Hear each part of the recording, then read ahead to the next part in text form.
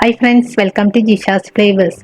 ഇന്ന് എളുപ്പത്തിൽ ചോറിൻ്റെ കൂടെയൊക്കെ കഴിക്കാൻ പറ്റിയ ഒരു കറിയാണ് കാണിക്കുന്നത്. കുമ്പളങ്ങയും പരിപ്പും വെച്ചിട്ടാണ് നമ്മളിത് ചെയ്യുന്നത്. അപ്പം നമുക്കിത് എങ്ങനെയാണ് തയ്യാറാക്കുന്നത് നോക്കാം. അപ്പം അതിന് വേണ്ടിയിട്ട് ഞാൻ കുമ്പളങ്ങ കട്ട് ചെയ്ത് വെച്ചിട്ടുണ്ട്. അതിനോടൊപ്പം തന്നെ ഒരു തക്കാളി ചേർക്കുന്നുണ്ട്, 4 പച്ചമുളക്, കുറച്ച് കറിവേപ്പില. ഞാൻ ഇതിലേക്ക് പരിപ്പ് ചേർത്ത് കൊടുക്കുന്നുണ്ട്. ഒരു 1/4 കപ്പ് പരിപ്പാണ് എടുത്തിട്ടുള്ളത്. അത് വെള്ളത്തിൽ ഒരു 2 മണിക്കൂറോളം കുതിർത്ത് വെച്ചിരുന്നു. അങ്ങനെയാകുമ്പോൾ പരിപ്പ് പെട്ടെന്ന് വെന്ത് കിട്ടും. അതിനുശേഷം നന്നായിട്ട് കഴുകി വൃത്തിയാക്കി വെച്ച പരിപ്പാണിത്. ഇനി നമുക്ക് ഒരു കുക്കർ എടുത്തതിന് ശേഷം ഇതെല്ലാം കുക്കറിലേക്ക് ഇട്ട് കൊടുക്കാം. പരിപ്പ് വെള്ളത്തിൽ കുതിർത്ത് വെച്ചതുകൊണ്ട് തന്നെ നമ്മൾ ഒന്നിച്ചാണ് വേവിച്ചെടുക്കുന്നത്. പെട്ടെന്ന് തന്നെ വെന്ത് കിട്ടും. ഇനി ഇതിലേക്ക് ആവശ്യത്തിനുള്ള വെള്ളം ഒഴിച്ചു കൊടുക്കാം. ഉപ്പ് ചേർത്ത് കൊടുത്തിട്ടുണ്ട്. ഒരു 1/2 ടീസ്പൂൺ മഞ്ഞൾപ്പൊടിയും കൂടെ ചേർത്ത് കൊടുത്തതിന് ശേഷം ഒന്ന് മിക്സ് ചെയ്തെടുക്കുക.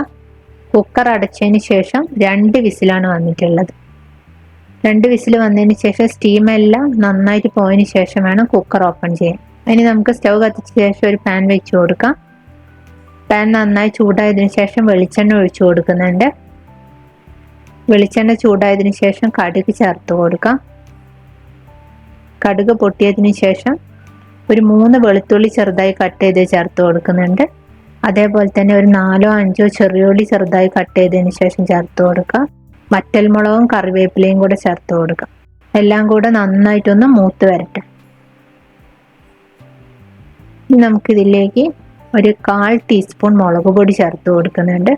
സിമ്മിലേക്ക് ആക്കിയതിന് ശേഷം വേണം മുളക് പൊടി ചേർത്ത് കൊടുക്കാൻ.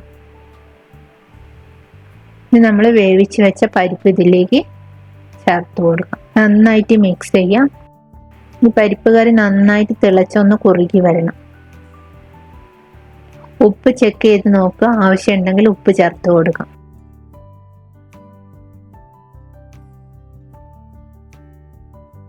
ഇപ്പൊ കറി നന്നായിട്ട് തിളച്ച് കുറുകിയിട്ടുണ്ട്. ഇത്രയും മതി. ഇനി കുറച്ചുകൂടെ ഇരുന്ന് കഴിയുമ്പോൾ ഇത് വീണ്ടും കുറുകും. അപ്പൊ എളുപ്പത്തിലുള്ള പരിപ്പ് കുമ്പളങ്ങ കറി റെഡി ആയിട്ടുണ്ട്. എല്ലാവരും ഒന്ന് ഇതേപോലെ ചെയ്ത് നോക്കുക. ഇനി നിങ്ങൾക്ക് തേങ്ങ ഇതിലേക്ക് അരച്ച് ചേർക്കണമെങ്കിൽ ഒരു 1/4 കപ്പ് തേങ്ങയിൽ 1/4 ടീസ്പൂൺ ജീരകവും 2-3 ചെറിയുള്ളിയും കൂടെ നന്നായിട്ട് അരച്ചതിന് ശേഷം ഇതിലേക്ക് ചേർത്ത് കൊടുത്താൽ മതി.